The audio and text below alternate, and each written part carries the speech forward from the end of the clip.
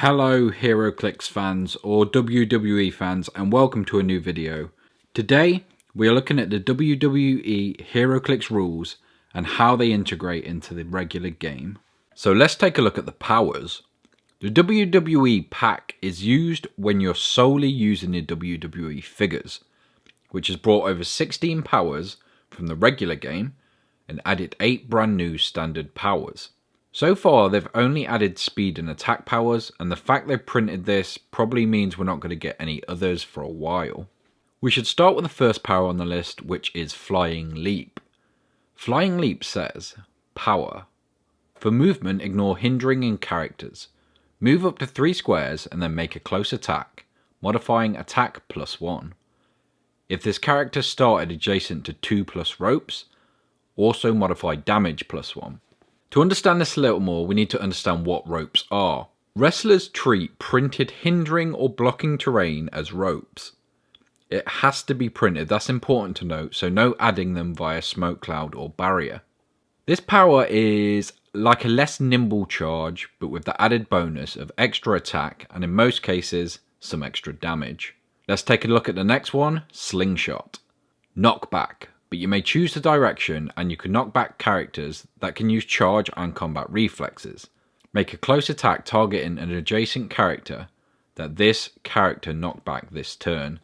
So this one works that you can knock them back, but when they hit a rope, again that's printed hindering or blocking terrain, you can choose to modify their knockback path to continue back to your wrestler. And if they end adjacent, you get a free attack.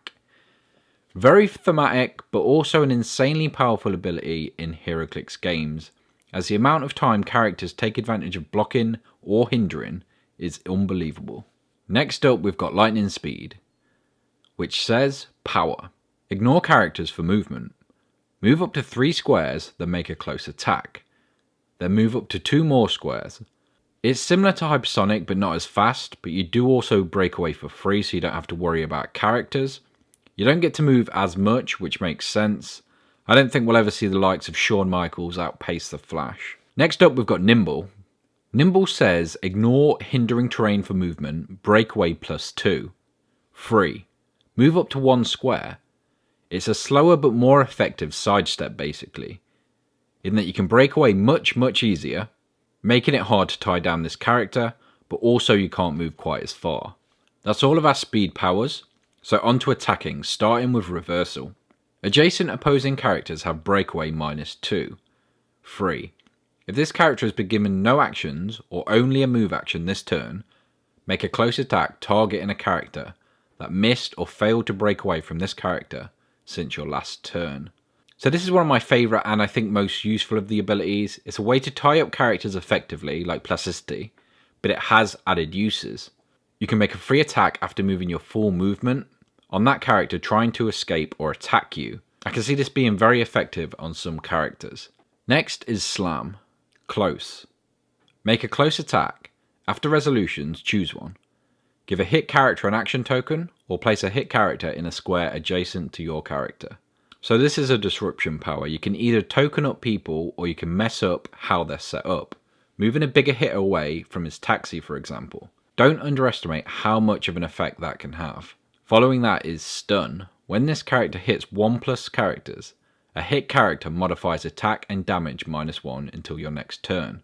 This one seems self-explanatory but is bonkers. Next up, our final attack power, Submission. Free. If this character hasn't moved or been placed this turn, deal 1 damage to target adjacent opposing character. Both characters gain immobile until your next turn. So it's a bad poison in that you can do it to only 1 person, but it's a good poison in that you can give them a mobile. You gain it too, but if you're using this power, you're not moving much anyway. Those are all our new powers, but how do they interact once entering the main game? So once they cross over, it's technically called a Multiverse game, which make a few notable changes. Any pack can be used, for example with characters that choose a power, including those used by an opposing character. Meaning if your opponent is using both packs because he has a wrestler, you may choose to use one of his packs. I will note now this, you can't choose, let's say for example you've got a blue colour, you can't choose that that's a wrestling move. All I'm saying is, when a character can choose a power, he can choose for either of those lists. There's some niche rules in the WWE involving in Dom, and they're reverted back. Basically, in a normal WWE game, you can't have your willpower outwitted, but that reverts back and you can in Multiverse games. Normal HEROCLIX rules apply for wrestlers too. And finally, and most importantly, is the WWE team ability, which grants bounce, pin, rules, and grand entrance, and is of course uncopyable, and you'll understand why now. Let's take a look at these. Bounce is the ability that treats hindering and blocking as ropes, which is only usable by the wrestlers. Pin says, free. Choose an opposing character that's on a blue click and that this character hit with their signature move this turn. You both roll a d6, and if your result is higher, deal that character 1 penetrating damage and repeat this process. If your opponent rolls a 6, kick out. That character heals 1 click. This is to simulate them pinning a character and is something only wrestlers can do, but it means pulling off a signature move is absolutely devastating and something you'll want to do whenever you can.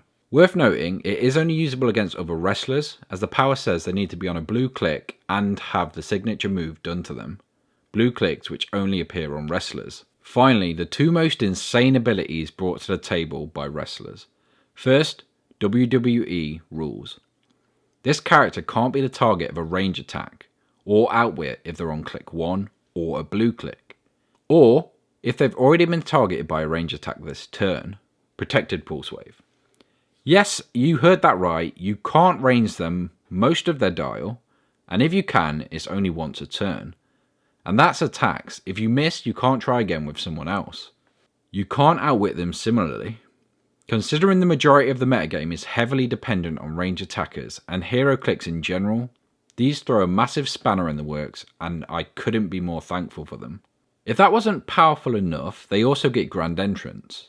During your first turn, if this character is in your starting area, they have free move. So first turn, it's not impossible for one of these guys to shoot across the map and stone cold stun you the first turn if you've moved. Also, a cool thing you can do with them is carry an item for another character for free, and then they can go about their turn as usual. There's a lot of really crazy combinations with these guys, and they're definitely going to make a splash in the metagame. Let me know your favourites in the comments, and also any questions you may have, I'll be sure to help. But until next time,